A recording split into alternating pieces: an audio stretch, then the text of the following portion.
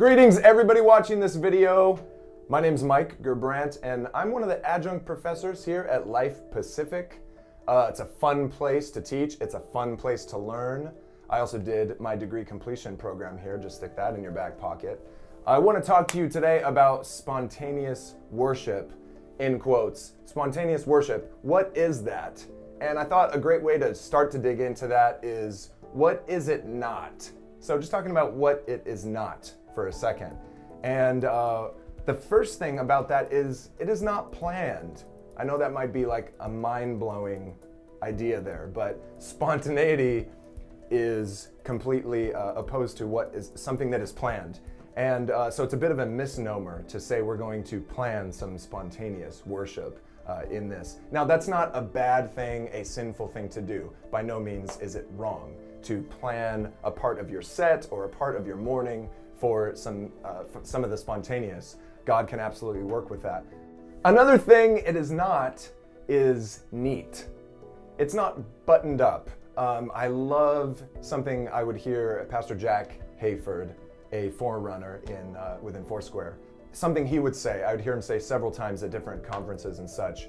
He would say, I'll take a messy, spirit-filled service over a neat, buttoned up service where everything is perfect, but there's no transformation happening, if that makes sense.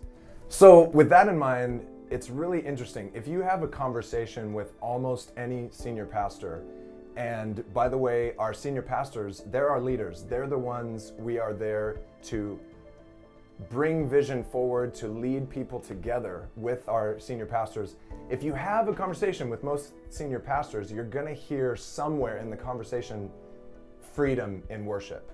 In one way or another, that is probably going to come up. We want freedom in worship. Now, whether they even know fully what that really means, or even know if they want it or not, freedom in worship consists of not just a feeling, but a commitment. So if you think about the concept of love, and not to trail way out there, but love is a commitment as much as it is a feeling. If you think about those that are married or even in some kind of relationship, after those feelings of that kind of honeymoon stage wear off, hopefully it never does, but you have the commitment that you made with that person. And so love is a commitment just as much as it is a feeling. So we are committed to our craft in order that we can bring out spontaneity in what we're doing. And in that way, our pastors, our flock, the people that we're serving alongside with, our team members, all get the most out of that commitment to freedom in worship. So from there, let's talk about what spontaneous worship is.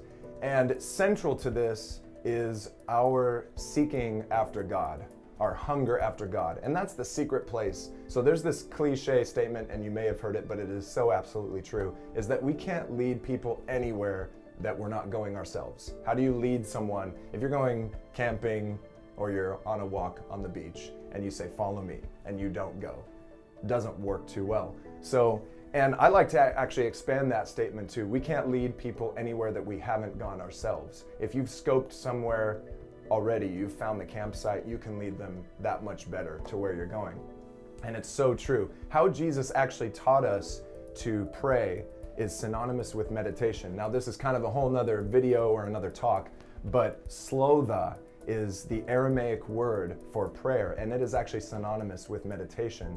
Google slotha Aramaic and see what you find as far as how Jesus actually taught us to spend time, spend quality and quantity both in time with Him. So as worship leaders, we have a responsibility. So full circle, what is spontaneity in worship? That comes out of preparation, both practical, musical, and spiritual as well. Along with this, there are two crazy, awesome, powerful facts that I want to throw out there.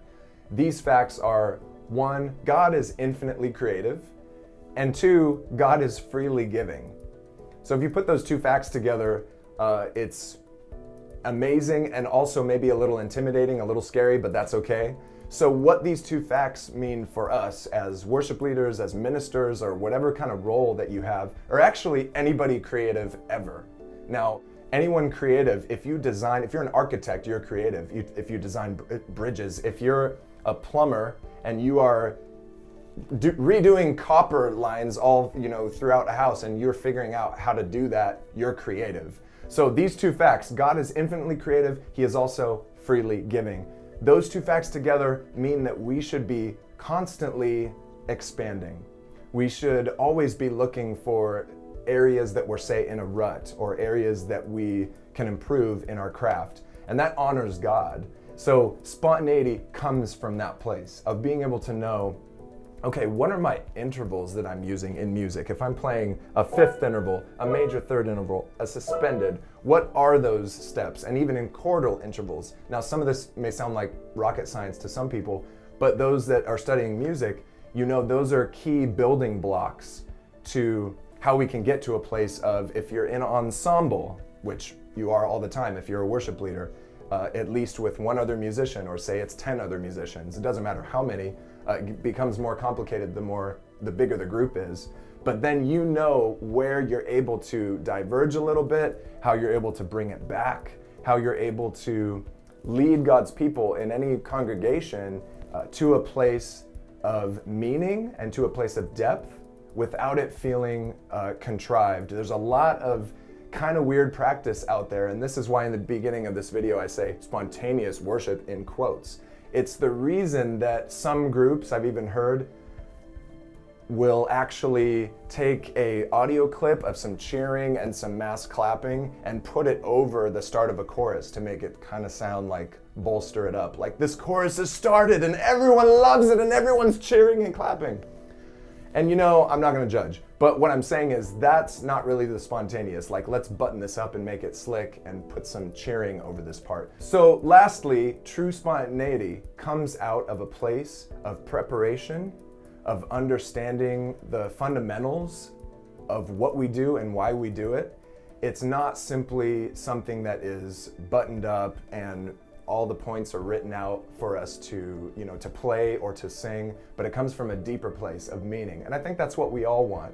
If we really look inside of ourselves and we're following this call from God to be players, to be singers, what does that actually mean? It doesn't mean that we're just following a program, but it actually means that He is working within us. We are co-creators with Him. So that's all I have for this video. And I encourage you to dig into some of this, seek the Lord on it, read His Word about it, talk to friends about it, and that's it. Signing off. Thank you.